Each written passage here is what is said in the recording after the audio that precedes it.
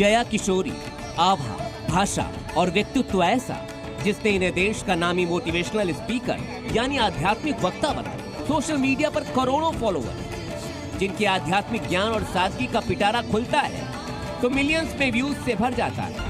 लेकिन इनकी लाइफस्टाइल ने इन दिनों इनकी आध्यात्मिक सोच, इनकी सादगी पर सवाल खड़े कर दिए हैं और ये ट्रोलर्स के निशाने पर है। वजह है एयरपोर्ट पर बनाया गया ये वीडियो। ये जो बैग देख रहे हैं ना, इस सूटकेस के साथ, यही बैग जया किशोरी के जी का जंजाल बन गया है। इस बैग ने जया का जीना हराम कर दिया है और इन सब के पीछे है इस बैग का ब्रांड और इसकी कीमत। सोशल मीडिया में जया किशोरी पर निशाना साधा जा रहा है कि दूसरों को तो सादगी का ज्ञान देती हैं और खुद 2 लाख रुपए से ऊपर का लग्जरी बैग लेकर चलती हैं। वाह री सादगी! 2 लाख का बैग सुनकर हमारा भी दिमागी कीड़ा दौड़ने लगा। हमने भी तुरंत क्रिश्चियन डियोर नाम के इस बैग का दाम पता किया तो पता चला कि ये तो वाकई 2 लाख से ज्यादा का है। ये देखिए, ये है इस बैग की सच्चाई।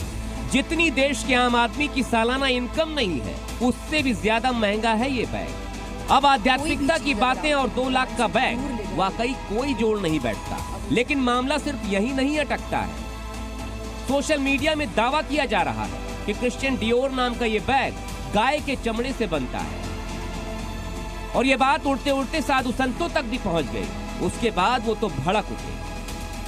हमारे यहाँ तो परसों में कपड़े की भी बनते, मैगजीन के अनेकों तरह के अच्छे से अच्छे बैग बनते। तो जया किशोरी जी को विचार करना चाहिए और जन भावनाओं को रखते हुए उस पर्स को बदल लेना चाहिए। तो ये जया किशोरी कौन सी कथावाचिका है, किस प्रकार की सनातन धर्म की रक्षा करने वाली है जो गाय को मारकर उसकी चमड़ी के बैग का प्रयोग करती हैं? ऐसे कथावाचिकाओं का विरोध करना चाहिए। लेकिन सच क्या है? क्या वाकई डियोर बैग में गाय की चमड़ी का इस्तेमाल होता है? हमारी रिसर्च टीम ने पड़ताल की तो गाय की चमड़ी वाली बात भी सच निकली। और तो और, गाय नहीं बल्कि डियोर बैग में गाय के बछड़े की चमड़ी का इस्तेमाल की जानकारी मिली। लेकिन डियोर बिना गाय की चमड़ी वाला बैग भी बनाता है और जया के हाथ में जो बैग है उसमें गाय की चमड़ी का इस्तेमाल हुआ है या नहीं, इसकी पुष्टि नहीं हो पाई है। ये देखिए, इसकी जानकारी भी हमने गूगल बाबा के प्लेटफॉर्म से जुटाई है, लेकिन इसमें कहीं ये नहीं लिखा है कि इसमें गाय के चमड़े का इस्तेमाल हुआ है या नहीं। और जया किशोरी भी दावा कर रही है कि उन्होंने कभी भी चमड़े के किसी भी तरह के बैग का इस्तेमाल किया ही नहीं है। ये बैग बहुत सालों से है मेरे पास, अभी नहीं है। सो मुझे नहीं लगता कि ये अभी की कोई बात है। Whether it is some agenda, whether it is some paid PR, negative publicity, bag is a customized bag. और जो सबसे पहली चीज लोग कह रहे हैं कि लेदर है, उसमें कहीं भी लेदर नहीं है। वो एक कस्टमाइज बैग है और कस्टमाइज का मतलब कि आप अपनी मर्जी से बनवाते हैं, इसलिए मेरा नाम तक लिखा हुआ है उसमें। पर मैंने ना कथा करने से पहले, ना अभी, और मैं आगे की भी गारंटी लेती हूँ कि मैंने कभी लेदर यूज नहीं किया, ना मैं कभी करूंगी। अच्छी बात है, जिसकी जैसी हैसियत जैसे पैसे वो वैसा सामान खरीदे, इस पे किसी को कोई ऐतराज भी नहीं है।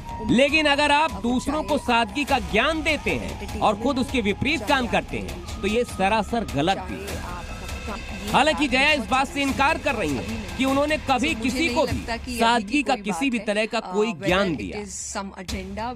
मैं साध्वी संत साधु नहीं हूँ तो आप क्यों मुझे उस पेडेस्टल पे बैठाएंगे कि अरे आप तो संत हैं। मैं नहीं हूँ संत, मैं आप जैसी बच्ची हूँ, जैसे आपके घर के बच्चे हैं, बिल्कुल वैसी हूँ, परिवार के साथ रहती हूँ। So I think it's high time, और ये मैंने बहुत इंटरव्यूज में कंटिन्यूअसली बोला है। जया किशोरी बिल्कुल सही कह रही है, लेकिन एक आध्यात्मिक वक्ता और इतनी लग्जरी, भारतीय जनमानस आध्यात्मिकता के साथ इतनी लग्जरी को स्वीकार नहीं करता। वो मानता है कि आध्यात्मिकता का सीधा संबंध सादगी से है, त्याग से है, सांसारिक माया मोह का कम से कम इस्तेमाल से है। और जया किशोरी उसी आध्यात्मिकता का लंबे समय से पाठ पढ़ाती आ रही है। ऐसे में सवाल तो उठेंगे, क्योंकि जया किशोरी एक पब्लिक फिगर बन चुकी है।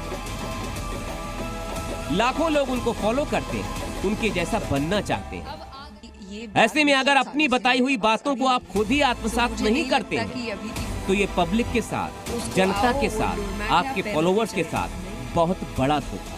क्योंकि स्पिरिचुअल इंसान के साथ ब्यूरो रिपोर्ट, जी मीडिया। तो उसका जवाब वो देता है।